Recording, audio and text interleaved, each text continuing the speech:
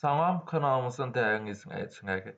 Bu dərsimizdə 5-ci sinif informatika dərsindən pəncərə bölməsini öyrənəcəyik. Əvvəlcə dərsimizə aid açar sözlərimizlə başlayaq. Pəncərə, başlıq zolağı, menyu zolağı, fırlatma zolaqları. Bir vərəqdə müxtəlif məzmunlu bir neçə yazı olduqda, adətən qarışmaması üçün onları bir-birindən çərçivələrlə ayırırıq. Windows əməliyyat sistemində işləyərkən eyni zamanda ekranda bir neçə sənəd, yaxud proqram açmaq olar.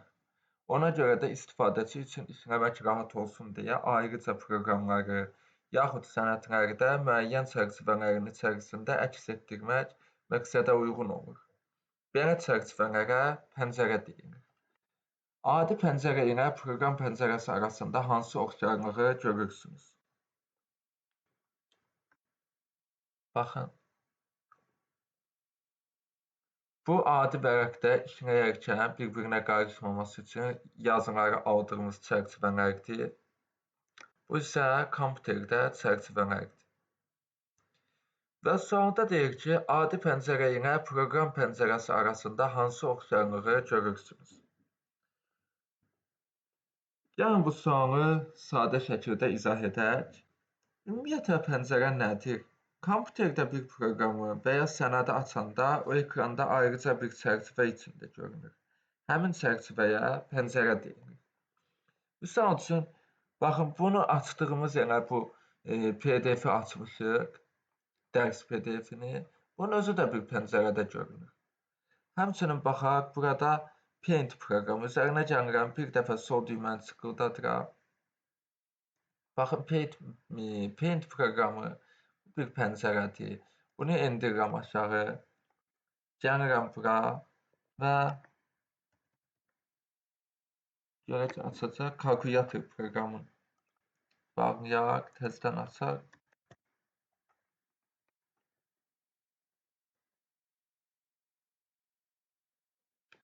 Kalkulyator üzərinə gəlirik, sol düyməni bir dəfə tıkıldadaq.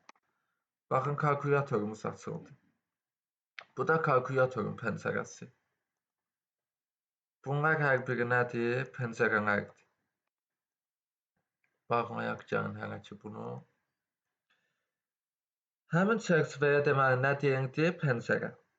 Misal üçün, kalkulyator proqramını gördük ki, açanda o ekranın bir hissəsində ayrıca çərçivədə görünür. Paint və ya Word kimi proqramları da eyni vaxtda aça bilərik. Hər biri ayrıca pəncərədə olur. Niyə pəncərələr lazımdır?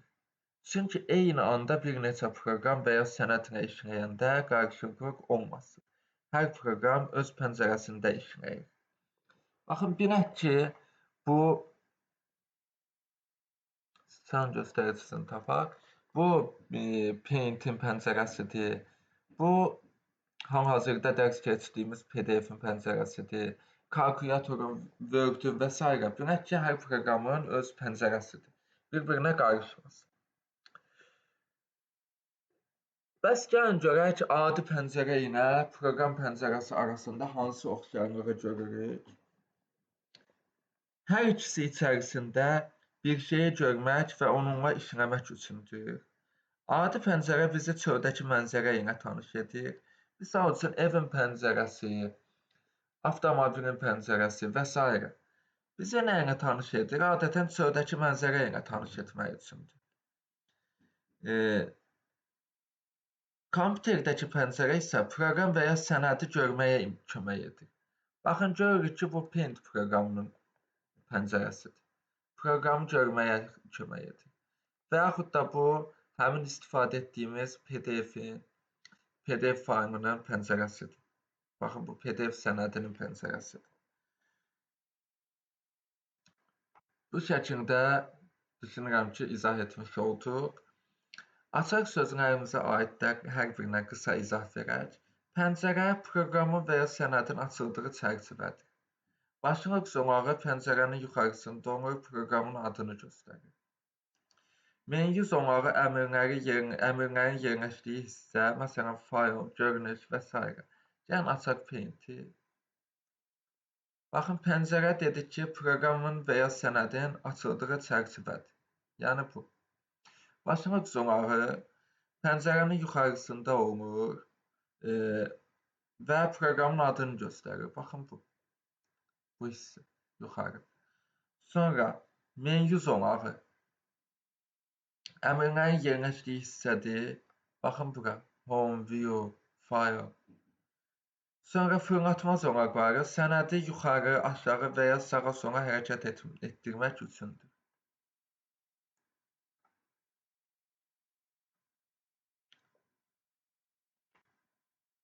İndi isə davam edək. Gəlin bağlayaq bunu.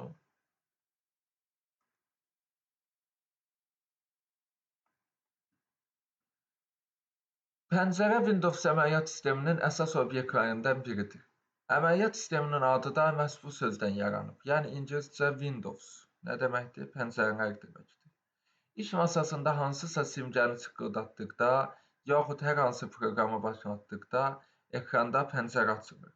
Bəs pəncərə hansı hissələrdən ibarətdir? Pəncərənin çərçivəsi və başlıq zonağı olur. Başlıq zonağında açılmış proqramın, sənədin yaxud qovluğun adı yazılır. Başlıq zonağının altında komandaların siyahısından ibarət menyu zonağı yerləşir. Baxın, açaq Paint-i və burada bunu yığışdıraq. Gələk Home-a.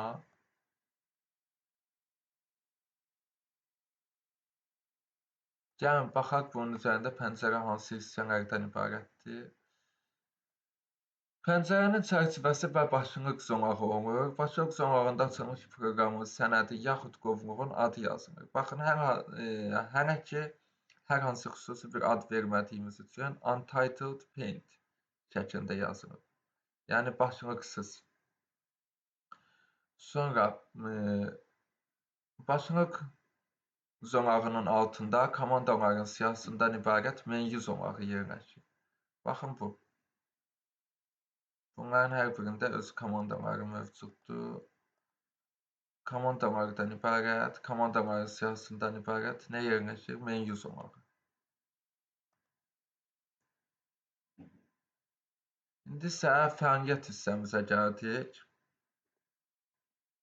Proqram pəncərəsi ilə iş.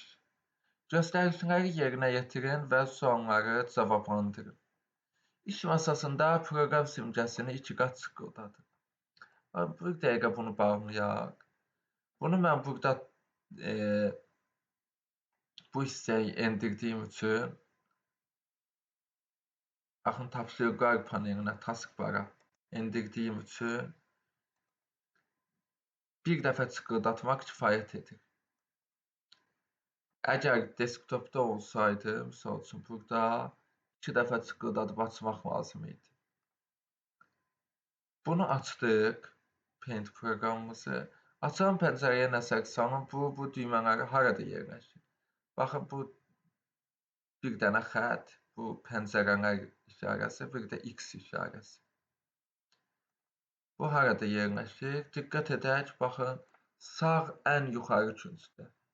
Ən yuxarıda sağ küncdə. Sonra pəncərənin bu düyməsini çıqqıldadı, nə baş verdi? Bu düyməni çıqqıldatdıq, böyüdü. Bir də çıqqıldatdıq, əvvəlki ölçüyə qayıtdı. Pəncərənin ölçülərini sıçan vasitəsilə dəyişdirin. Bunun üçün göstəricini pəncərənin çərçivəsinin üstünə aparın və sol düyməni basıb saxlayaraq sıçanı hərəkət etdirin. Sıçanı sola, sağa, yuxarı və aşağı hərəkət etdirdikdə pəncərənin tərəfləri necə dəyişir?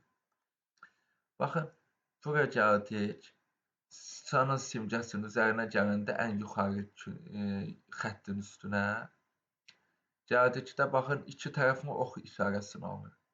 Aşağı indirdikdə sol düyməni basılı saxlayıb, sıçanı aşağı hərəkət etdirdikdə kiçilir. Yuxarı sol düyməni yenə basılı saxlayıb, yuxarı hərəkət etdirdikdə sıçanı. Pəncərə böyüyür. Sonra sağ küncə gələndə yenə iki başlı ox işarəsini nə vaxt aldı, sol düyməni sıxılı saxlayıb, sıçanı hərəkət etdirdikdə sona doğru kiçildi, sağa doğru yenə sıçanı sol düyməni sıxılı saxlayıb hərəkət etdirdikdə pəncərə böyüdü. Sonra son küncdən də yenə sıçanın sol düyməsini sıxılı saxlayıb sağa doğru etdikdə pəncərə kiçildi. Sol düyməni sıxılı saxlayıb sola doğru hərəkət etdikdə pəncərə böyüdü. Aşağı küncdə yenə sol düyməni sıxılı saxlayıb yuxarı hərəkət etdirdikdə pəncərə kiçildi. Aşağı hərəkət etdirdikdə isə pəncərə böyüdü. Bu künclər, baxın, son yuxarı künc diaqonal formasında, baxın, bu şəkildə kiçildi və böyüdü. Sıçanı hərəkət etdirməyimə diqqət edin, burada olmur, yox, burada da olmur, üzr istəyirəm. Burada sadəcə tutmaq çətindir bu düyməyə görə. Baxın, belə böyüdü, sol düyməni sıxılı saxlayıb hərəkət etdirirəm, belə də kiçildi. Və bu künc belə sol düyməni sıxılı saxlayıb belə hərəkət etdirdikdə kiçilir, belə hərəkət etdirdikdə böyüyür. Həmçinin də bu belə hərəkət etdirdikdə kiçilir, belə hərəkət etdirdikdə böyüyür.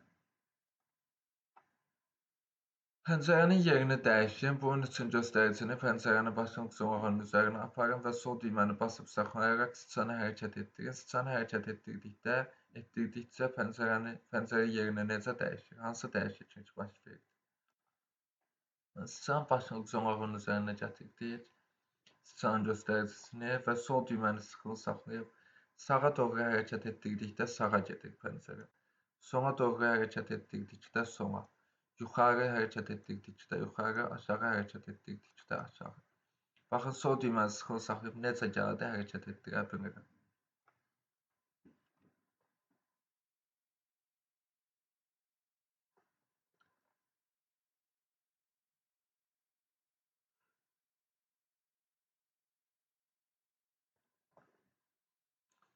Sonra pəncərənin bu düyməsini çıqqıldadı. Nə baş verdi? Baxın, pəncərə açıqdır. Bu düyməni çıqqıldatdıqda proqramın simgəsi aşağı yığılır. Proqram hal-hazırda açıq vəziyyətdədir, aktivdir. Ancaq ekrandan pəncərəsini yığışdırırıq. Burada taskbara, tapşırıqlar panelinə yığışır. Və üzərinə sıçan simgəsini gəlib sol düyməni bir dəfə klikledikdə təzədən açılır. Yəni pəncərə görünür.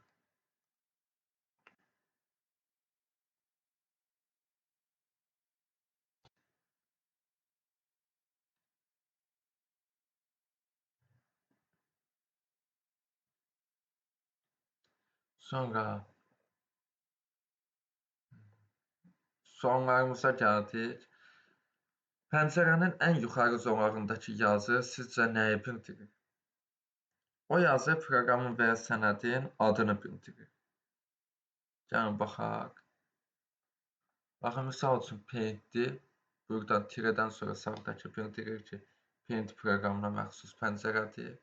Soldakı da bu pəncərənin hazırda adını bildirir. Sonra keçək növbəti suala. Pəncərənin yerini dəyişmək nə vaxt lazım ola bilər? Əgər eyni vaxtda bir neçə proqramla işləyiriksə və hamısı ekranda açıqdırsa, pəncərələri yan-yana düzəltmək və rahat işləmək üçün yerini dəyişmək lazım ola bilər. Baxın, Paint açıqdır. Gələk buradan kalkulatoru açaq. Kalkulatorumuz açıqdır. Sonra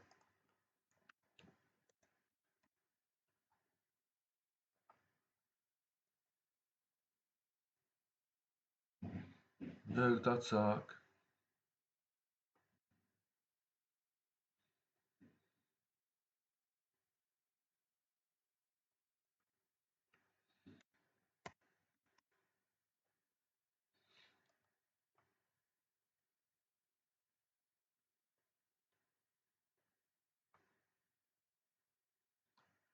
Baxın, bir neçə proqram da açılıb. Yerlərini belə dəyişib sərgəli formada düzəltmək olar. Bu zaman yerlərini dəyişmək bizə lazım olur. Baxın, bu şəkildə. Tutalım ki, belə. Üçün də görə bilək.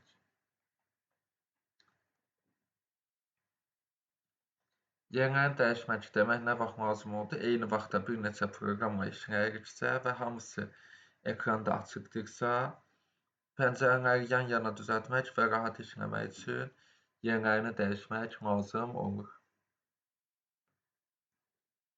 Qısa bir xülasə deyək. Bu pəncərəni gizlədik tapşırıqlar panelinə. Təzədən qaytarmaq üçün üzərinə sıçan göstəricisini gəlib sol düyməni klikləyirik bir dəfə. Bu pəncərəni böyüdür və əvvəlki vəziyyətinə qaytarır. X isə bağlayır. Yəni, lazım olmayanları X-ə bağlayaq. Pəncərənin kənarından dartmağa ölçüsün, başlıqdan dartmağa da yerini dəyişə bilərik. Baxın, pəncərədir. Kənarlarından dartmaqla ölçüsün. Həmçinin aşağısından. Başlığından dartmağa da yerini dəyişə bilərik. Dartarkən də sıçanın sol düyməsini sıxılı saxlayıb, sıçanı hərəkət etdiririk.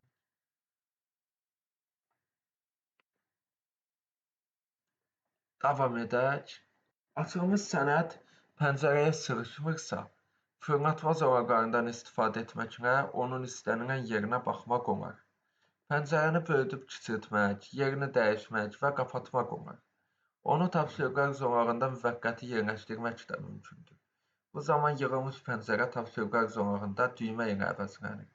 Bu düyməni çıqqıldatmaqla pəncərəni yenidən bərpa etmək olar. Sıçan vasitəsilə pəncərənin ölçülərini dəyişmək mümkündür. Bunun üçün sıçanın göstəricisini pəncərənin ixtiyari tərəfini və ya küncünün üzərinə aparın. Bu zaman sıçanın göstəricisi iki yönlü ox şəklini alacaq. Sıçanın sol düyməsini basıb saxlayın. İndi sıçanı ox istiqamətində hərəkət etdirsəniz, pəncərə həmin istiqamətdə böyüyəcək, yaxud kiçiləcək.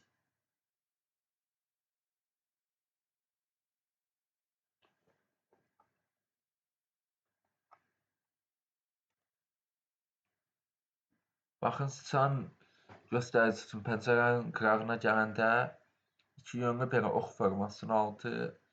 Bu şəkildə böyüdüb kiçiltmək olar. Bayaqları biraz əvvəl hamısını göstərdik. Sonra baxaq. Açaq burada Notepad proqramımızı. Notepad üzərinə gəlirik, sıçan göstəricisi ilə sol düyməni bir dəfə klikləyirik. Baxın, Notepadımız açıldı. Başlıq zolağı bura, menyu zolağı, qapatma düyməsi, böyütmə, kiçiltmə düyməsi, aşağı yığma düyməsi, sonra pəncərənin çərçivəsidir. Baxın, bu qıraqlar pəncərənin çərçivəsidir, hansı ki, üzərinə gələndə sıçanın göstəricisi iki yönlü ox formasını alır. Bunlar dedik ki, menyulardır, menyu zolağıdır bura.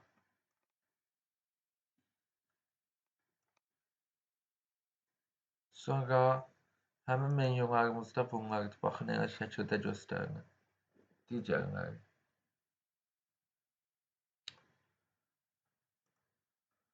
İş sahəsi də buradır. Arxiv. Sonra araşdıraq, öyrənək hissəsi.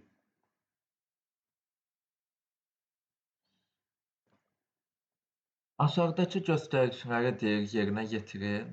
Kompüterdə bir neçə pəncərə açın. Bu tapşırıq nə üçündür? Pəncərələrlə işləməyi öyrənmək üçün. Bu tapşırıqda biz kompüterdə bir neçə pəncərə ilə eyni anda necə işləmək lazım olduğunu öyrənirik. Bunun üçün bizə lazımdır. İlk sualda nə deyir? İlk tapşırıqda daha doğrusu kompüterdə bir neçə pəncərə açın. Baxın, elə Notepad'ın özü açıqdır. Paint açdıq. Sonra kalkulatoru da açaq.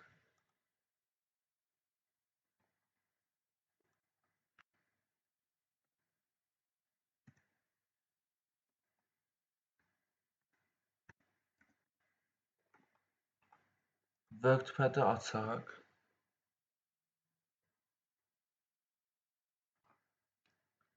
Sonra bir neçəsini yəqin ki, açmaq kifayət edir.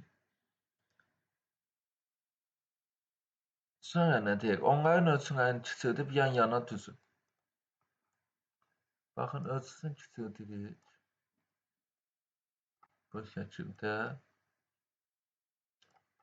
Sonra bunun da diagonal istiqamətində belə kiçildirik. Düzürük bura. Paint.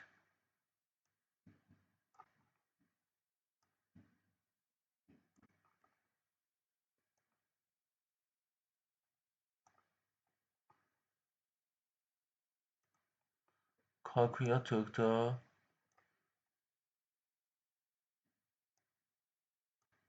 ən çox kiçildiyi budur.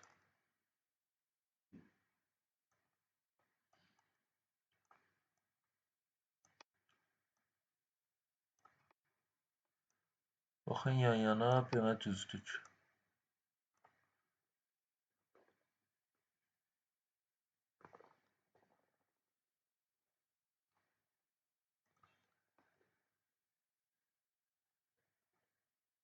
Ölçüləri kiçildərkən də dedik ki, baxın, həm bu oxlardan, həm də bundan istifadə edirik. İsticanca göstəricisi vasitəsilə bir pəncərədən digərinə keçin. Düzək yan-yana hamısını. İstican göstəricisi vasitəsilə gəlirik hər hansı birinin üzərinə, pəncərənin İstican göstəricisinin üzərinə gətiririk və sol düyməni bir dəfə klikləyirik. Baxın, Notepad indi aktivləşdi. Burada WordPad aktivləşdi. Burada Paint aktivləşdi.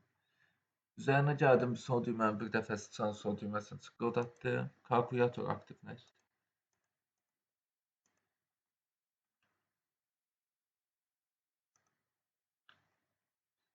Sonra pəncərələri qapadın.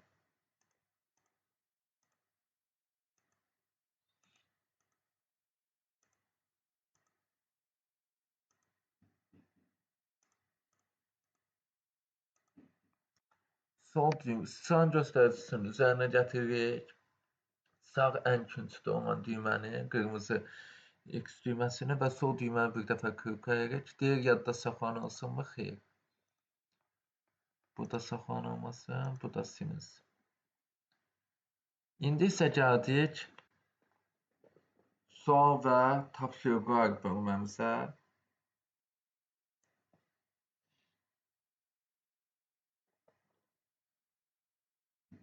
Nə soruşur? Deyir ki, kompüterdə pəncərə hansı elementlərdən ibarətdir? İlk sualımız. Kompüterdə gəlin hər hansı bir pəncərə açaq. Misal üçün, Paint proqramının pəncərəsi və sualını cavablandıraq. Kompüterdəki hər bir pəncərə baxaq, əsas bu addımlardan ibarətdir. Başlıq zonağı, bura, baxın bu hissə. Menyu zonağı, əvvəlcə deyək, başlıq zonağı proqramın və ya sənədin adını göstərir. Baxın, ad untitled, çünki hələ ki xüsusi ad verməmişik və qarşısından da -paint yazılıb, yəni Paint proqramı ilə açılıb. Başlıq zonağıdır, onun altında menyu zonağı, bura, əmrlərin, məsələn, fayl, görünüş və s. yerləşdiyi hissədir. Baxın, bunun hər birinin altında əmrlər toplusu yerləşir. Bunlar özdə əmrlərdir. Sonra fırlatma zonaqları sənədi yuxarı, aşağı və sağa sola hərəkət etdirməyə kömək edir.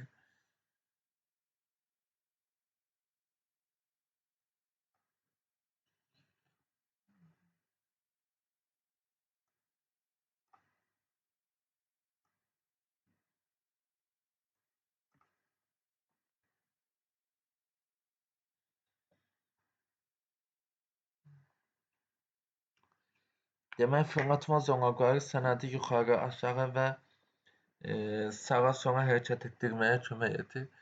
Baxın, bu hissədən tuturuq aşağı yukarı, sağa sola istediğimiz gibi hareket ettirdik.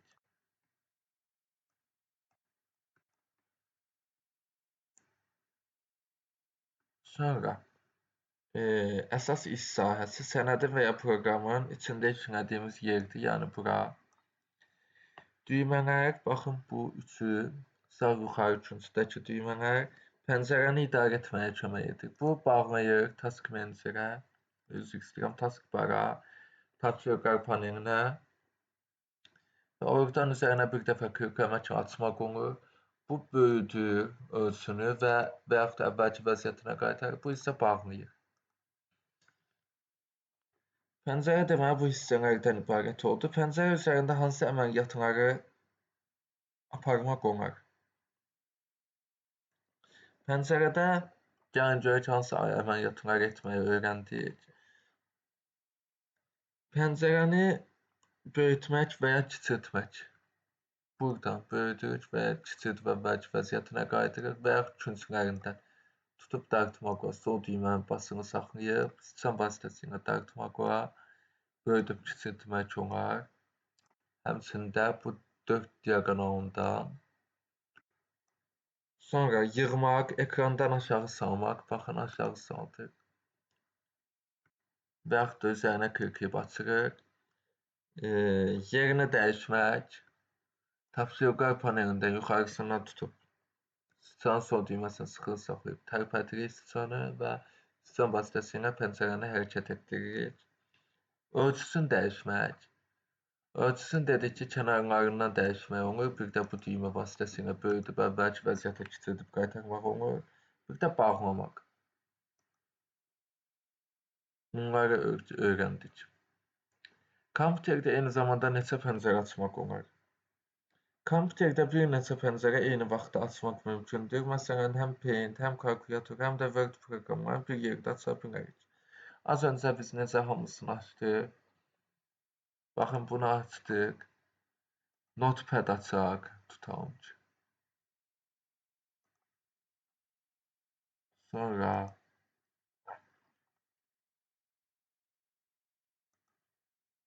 Access açaq. Kalkulyator açaq. Sonra WordPad açaq.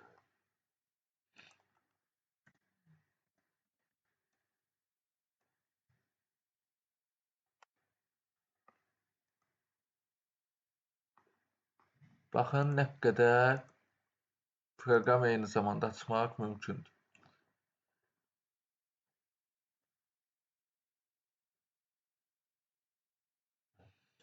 Sonra növbəti sualımız, pəncərəni qapatmadan onu iş masasında necə yığışdırmaq olar? Baxın, qapatmaq X düyməsi ilə bilirik ki, iş masasında yığışdırmaq üçün bu tək işarə, minimize, tire işarətinin üzərinə sıçan göstəricisini gəlib sol düyməni bir dəfə klikləmək kimi. Taskbara yığmaq olur. Bura. Sonra başlıq zonağından hansı məqsədlər üçün istifadə etmək olar? Başlıq zonağından gəlin açaq göstərici üzərində. Pəncərənin adını görmək üçün, baxın, adını görmək üçün, pəncərəni sıçanla dartıb yerini dəyişmək üçün, sıçanla üzərinə gəlib həmin tapşırıqlar panelinin başlıq zonağını, üzr istəyirəm, başlıq zonağının üzərinə sıçanla gəlib, sol düyməni sıxılı saxlayıb sıçanı hərəkət etdirməklə, baxın, yerini dəyişmək mümkündür pəncərənin. Pəncərəni aktiv etmək üçün istifadə olunur.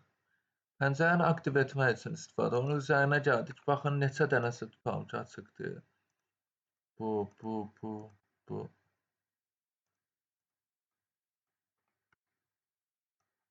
Baxın, pəncərəni aktiv edəndə necə edirik? Gəlirik həmin onun üzərinə sıçan sol düyməsini. Başlıq zonağının üzərinə gəlib sol düyməni bir dəfə klikləyirik. Həmin pəncərə aktivləşdi. Baxın, bu aktivləşdi. Sonra bu aktivləşdi. Bu şəkildə.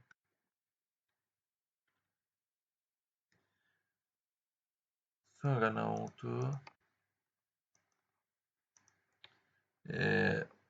Aşağıdakı fikirlərdən yalan olanı doğruya çevirin. Gəlin baxaq fikirlərimizə. Proqram pəncərəsini kiçildib böyütmək üçün bu düyməsindən istifadə olunur.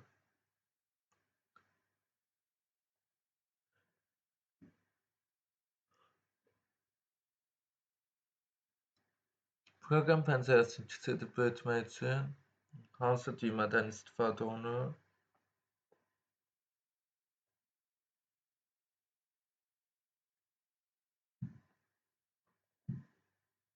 Baxın, tutalım ki, açıqdır bu. Üzr istəyirəm, kiçildib böyütmək üçün bu düyməsindən. Kırqadikdə böyüyür və kiçilir, baxın. Əvvəlcə ölçüsünə qayıt. Bəli, bu düzdür. Proqram pəncərəsini tapşırıqlar zolağına yığmaq üçün X düyməsindən istifadə edilir. Dedik ki, proqram tapşırıqlar zonasına yığmaq üçün bu düymədən istifadə edilir. Bu proqramı bağlamır. Ancaq tapşırıqlar panelinə, tapşırıqlar zolağına, yəni taskbara yığır. Üzərinə gəlib sol düyməni bir dəfə kırqadikdə də açılır. Bağlamaq üçün nə etmək lazımdır? X-i kırqlamaq. Qısa bir xülasə deyək. Deməli, aşağıdakını bildik ki, səhvdir. Tire düyməsindən istifadə edilir. Sonra qısa xülasə deyək. Tire pəncərəni aşağı salır, yəni yığır, bağlamır. Baxın, bura taskbara yığır. Sonra bu böyüdür və ya kiçildir. Böyütdü və əvvəlki ölçüsünə qaytardı. Sonra X-də nə edir? Pəncərəni bağlayır.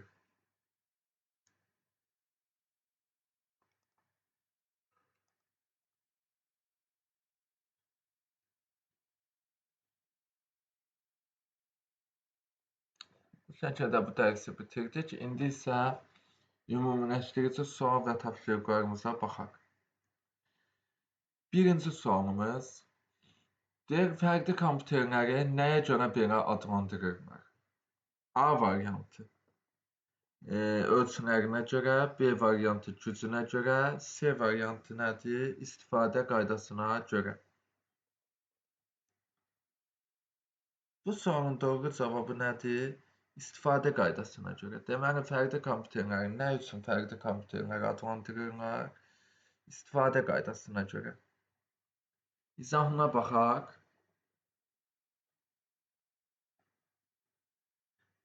Fərdi kompüter o kompüterə deyilir ki, bir nəfərin işləməsi üçün nəzərdə tutulub. Yəni, bu kompüterlə bir insan eyni anda işləyir. Məsələn, evdə dərs hazırlayan şagird, ofisdə sənət yazan işçi, oyun oynayan və ya internetdə gəzən istifadəçi. Buna görə də ona nə deyilir? Fərdi kompüter deyilir, yəni şəxsi kompüter. Deməli, fərdi kompüter nəyə görə fərdi kompüter adlanır? Bildik ki, istifadə qaydasına görə. Çünki bir insan istifadə edir. Misal üçün, dedik ki, nümunələr çəkdik. Evdə dərs hazırlayan şagird, ofisdə sənət yazan işçi, misal üçün, kod yazan proqramist, oyun oynayan və internetdə gəzən istifadəçi və s. Bir nəfər istifadə etdiyi üçün. C variantı. Notebook cüb kompüterində nə ilə fərqlənir?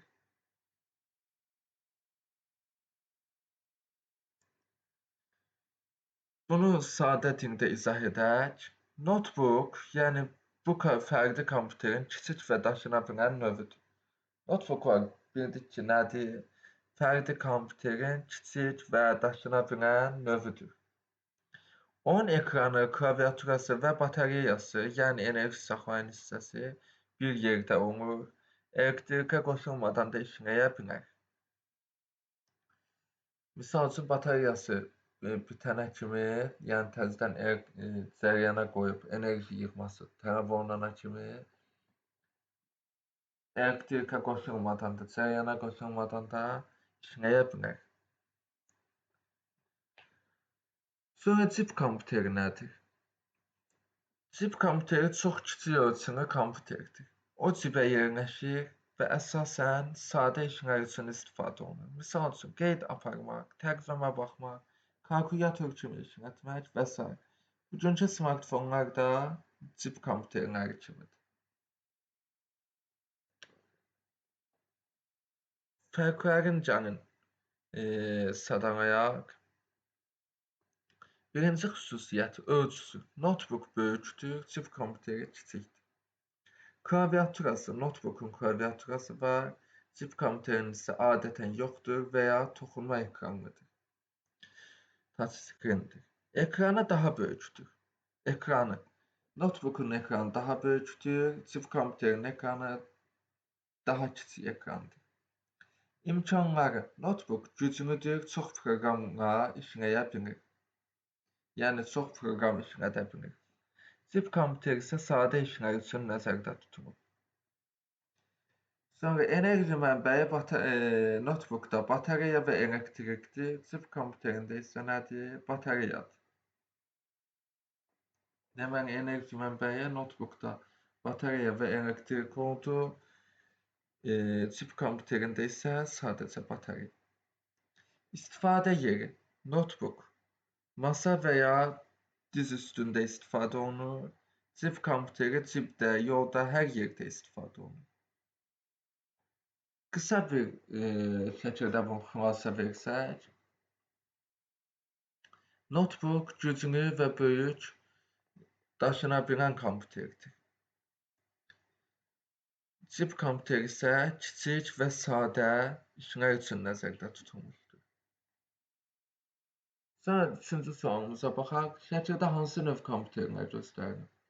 Şəkildə birinci masaüstü kompüter göstərilibdir. Baxın, o monitor, dedik 4 əsas hissədən ibarətdir. Monitor, sistem bloku, klaviatura və siçan. Monitor, sistem bloku, klaviatura və siçan. Masaüstü kompüter adətən evdə quraşdırılan böyük kompüterlərdir, daşınması çətindir. Şəkildə sol şəkildə baxın bu göstərilib.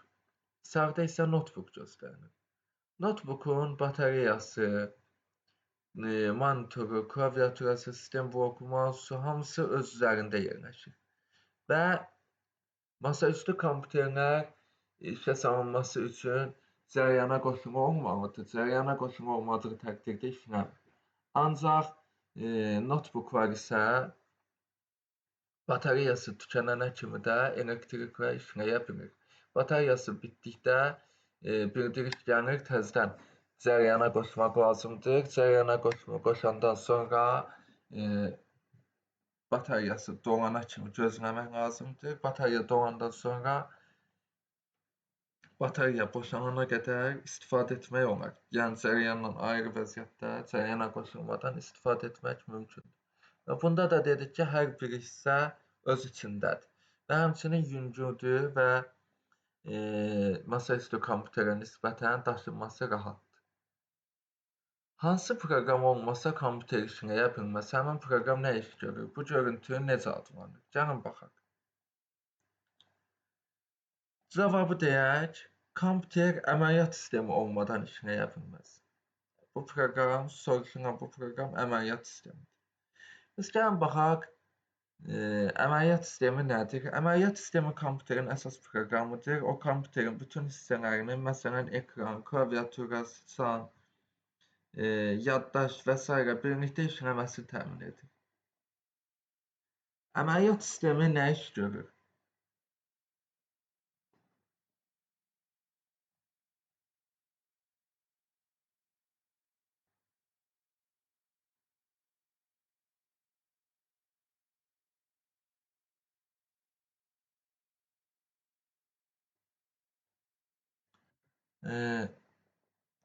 Əməliyyat sistemi nə iş görür? Kompüteri işə salır, istifadəçiyə proqramlarla işləməyə imkan yaradır, faylları saxlayır və tapmağa kömək edir.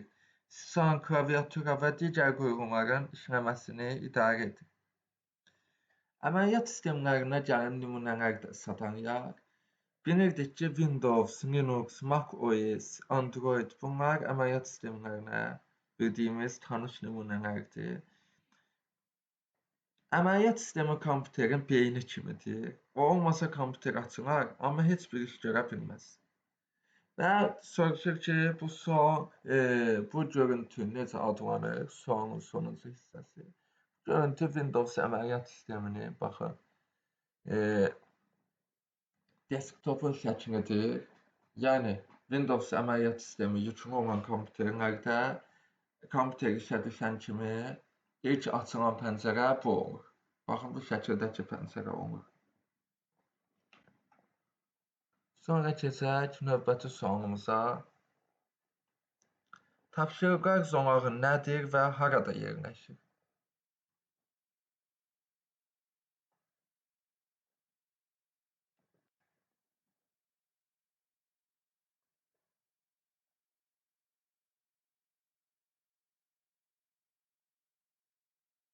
Tapşırıqlar zonağı nədir və harada yerləşir? Tapşırıqlar zonağı kompüterin ekranının ən aşağı hissəsində yerləşən uzun zonaqdır. Baxın bura. Bu zonaqda açıq olan proqramların, faylların və pəncərələrin işarələri, yəni ikonları görünür. Baxın, hal-hazırda açıq olan proqramların ikonları burada görünür. Nələr açıqdırsa. Bunu da bağlayaq.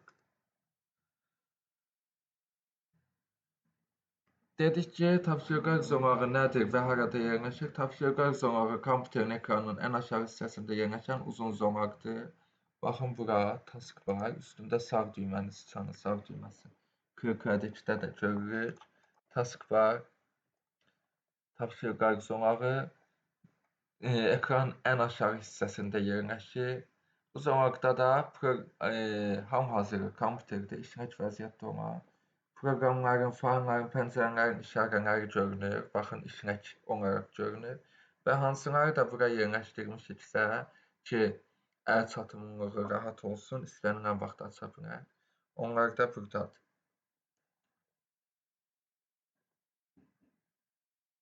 Deməli, yerləşdiyi yerdə tapşırıqlar zonağı ekranın aşağı hissəsində başlat start, baxın, bu düyməsinin sağında.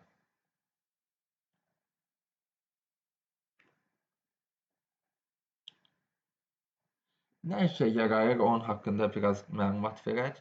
Açıq olan proqramlar arasında asan keçid etməyə kömək edir. Baxın, hansılar açıqdırsa üzərinə gəlib birbaşa klikləməklə keçid etməyə kömək edir.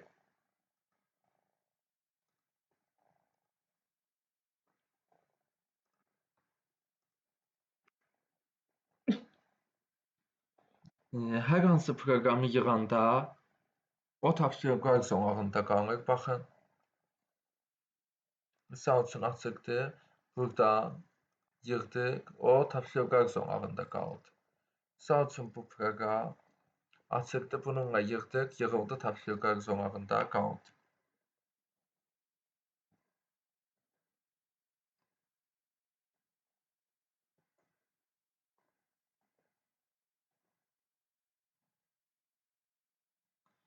Buradan da istənilən vaxt proqramı yenidən açmaq mümkündür. Baxın, yəni əl çatımlılığı rahatlaşdırır. Qısa olaraq tapşırıqlar zonağı ekran aşağısında yerləşən açıq proqramları göstərən və idarə etməyə kömək edən zonaqdır. Sonra 7-ci sualımız soruşur hansı fikirlər doğrudur? Birinci sual fikir, daha doğrusu fayllar qovluqda saxlanır. Bəli, fayllar qovluqda saxlanır. Fayllarımız baxın, misal üçün burada şəkil faylları da qovluğun içərisində saxlanılır.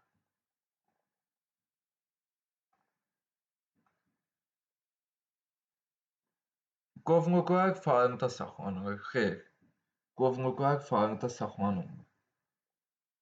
Fayl sənəddir, qovluq isə bu faylları saxlamaq üçün yerdir. Yəni, qovluq faylın içərisində olmur, əksinə fayl qovluğun içərisində olur. Birinci fikir doğrudur, ikinci isə doğru deyil.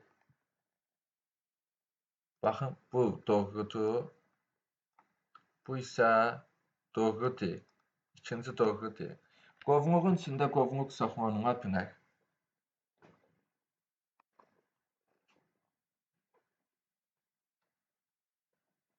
Qovluğun içində qovluq saxlanıla bilər.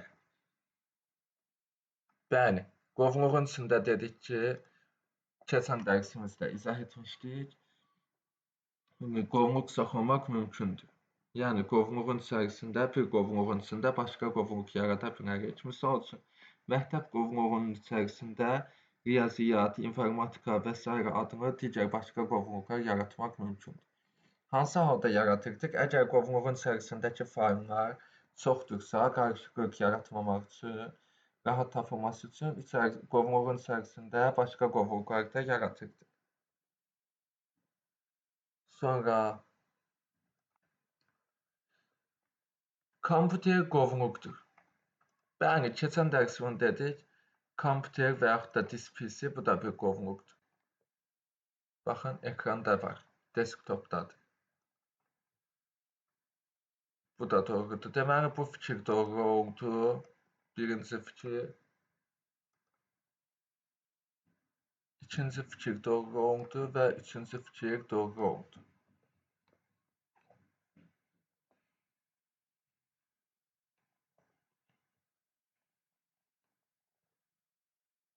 Şəkilləri adlandır.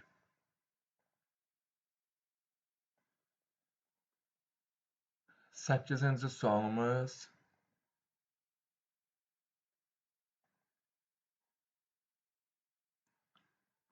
Deyir, 2 dənə şəkildir, A variantı və B variantı. Deyir ki, şəkilləri adlandır. Birinci şəklimiz, yəni A variantındakı şəklimiz başlıq zolağıdır. WordPad proqramının başlıq zolağıdır. Gəlin, açaq WordPad-i.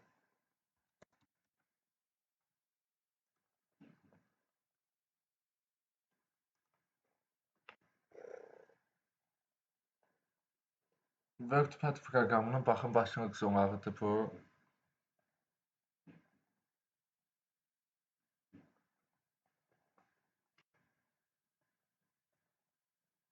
Birinci şəklimizdəki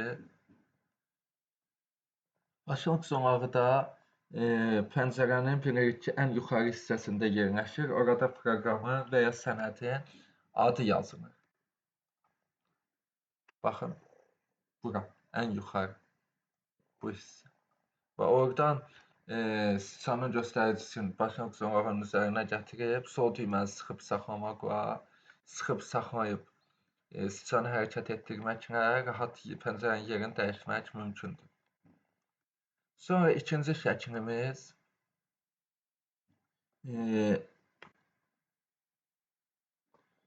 menyu zolağıdır. Menyu zolağı da bilirik ki, başlıq zolağının aşağısında yerləşən hissədir. Orada proqramda işləmək üçün lazım olan əmrlər, yəni bəndlər olur. Bu da menyu zolağı. Baxın, WordPad proqramında hal-hazırda menyu zolağı budur.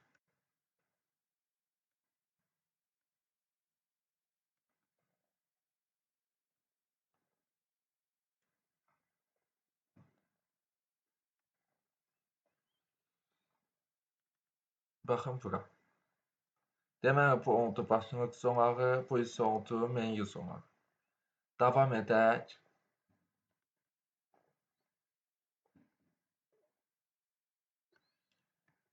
Kontekst menyusu nədir və onu açmaq üçün siçanın hansı düyməsindən istifadə edilir? Kontekst menyusu kompüterdə bir fayl, qovluq, şəkil və ya başqa bir obyekt üzərində xüsusi əməliyyatları tez seçmək üçün istifadə olunan kiçik menyudur. Yəni, hansı işi etmək istədiyini göstərmək üçün açılır. Kontekst menyusu açmaq üçün siçanın sağ düyməsi istifadə olunur. Məsələn, bir faylın üzərində sağ düyməni basanda kopyala, sil, adını dəyişdir kimi əməliyyatları görə bilərik. Sadə dildə desək, sağ klik bərabərdir kontekst menyusu.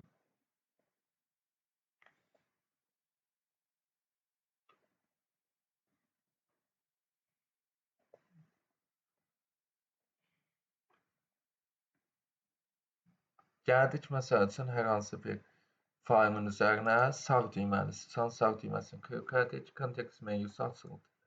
Bir şəklin üzərinə gəldik, sağ düyməni klik edirik, kontekst menyusu açıldı.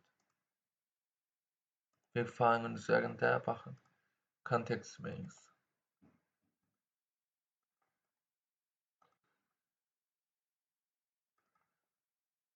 Bunun üzərində kontekst menyu. Baxın, budur. Sonra davam edək. Klaviaturada hansı dillər quraşdırılıb və Azərbaycan dilini necə seçmək olar? Klaviaturada hansı dillərin quraşdırıldığını görmək üçün kompüterin sağ alt küncündəki dil işarəsinə baxmaq kifayətdir. Məsələn, az, en və ya ru kimi işarələr ola bilər. Baxın, sağ alt küncdə bura. Gəlirik, sıçan göstəricisini bura gətiririk və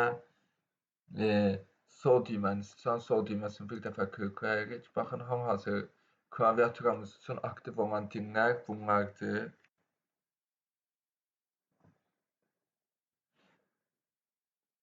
Baxın, bunlar.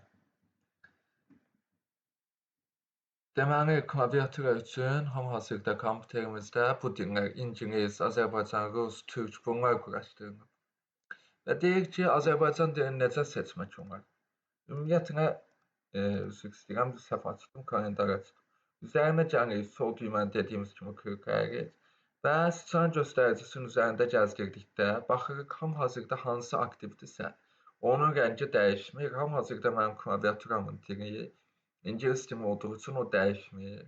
Ancaq digərlərinin rəngi baxın dəyişir, tündləşir. Və hansını seçmək istəyiriksə, sıçan göstəricisinin onun üzərinə gəlirik, sol düyməni klik edirik. Baxın, dəyişdi. Bu şəkildə. Beləliklə, suallarımızın da sonuna gəldik və bu bölmənin də, ikinci bölmənin də 5-ci sinif informatika dərsinin ikinci bölməsinin sonuna gəlmiş olduq. Bu dərsə aid hər hansı sual və təklif olarsa, videonun altına rəy bölməsinə qeyd edə bilərsiniz. Və əgər videolarımız faydalı gəlirsə, kanalımıza abunə olmağı və videolarımızı bəyənib rəylər yazmağı, həmçinin paylaşmağı unutmayın ki, çox insan baxıb faydalana bilsin. Bu dərs deyəcəklərimiz bu qədər. Növbəti dərslərimizdə görüşənədək salamat qalın əziz şagirdlər.